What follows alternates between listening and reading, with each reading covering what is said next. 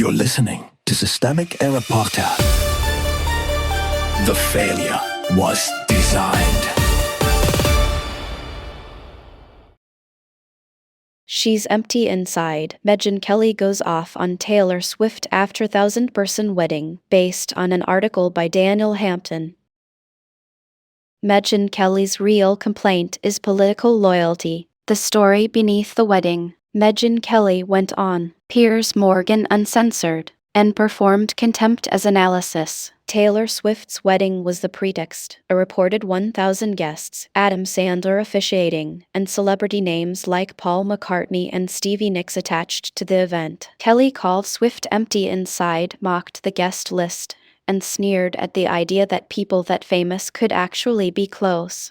That is the surface. The political meaning sits underneath it.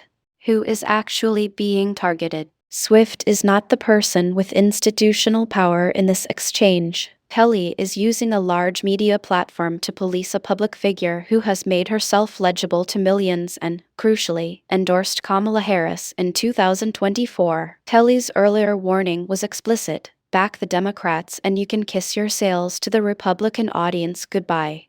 That is the real message. This is not a critique of wedding scale or celebrity taste. It is a warning shot aimed at cultural figures who use their visibility in ways Republicans dislike. Moral language as partisan discipline. Kelly wrapped the attack in therapist language and faux spiritual certainty, fame, money, adoration, voids, God. That rhetoric is convenient because it sounds elevated while doing something very ordinary. Punishing a woman for being publicly successful, publicly visible, and politically disobedient. The article presents this as a personality clash. It is not. It is a disciplinary ritual from conservative media, where moral judgment is deployed to recode political retaliation as insight. The target is not emptiness. The target is alignment with Democrats.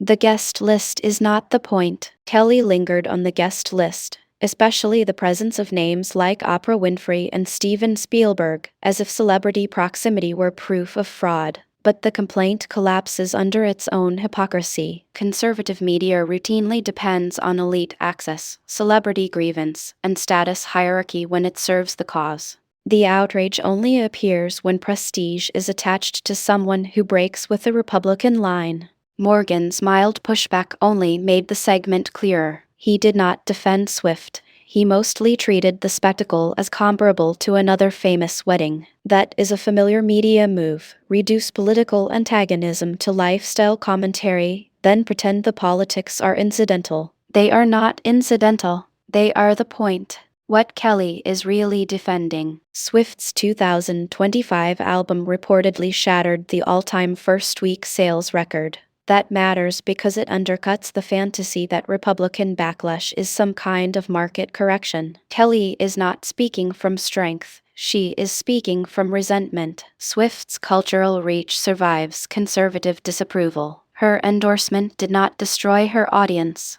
That is precisely why she remains a target. The attack is less about Swift's wedding than about the danger of a popular figure who is not obedient. Conservative media wants celebrities to stay ornamental, sing, pose, sell, and shut up. Once they enter politics on the Democratic side, they become subject to a ritualized backlash meant to warn others off. The larger pattern. This is how authoritarian politics launders itself through entertainment coverage. It does not always arrive with a speech about state power. Sometimes it arrives as sneering commentary about a woman's guest list, her emotional life, and her supposed shallowness. The surface is gossip. The function is enforcement. The article is useful precisely because it shows the mechanism plainly. Kelly is not exposing hypocrisy. She is participating in a culture that treats democratic political expression as a moral defect and then uses celebrity coverage to normalize that hostility. The party that needs to discipline its media figures does not have a democracy problem in the abstract. It has a problem with anyone too visible to ignore and too independent to control.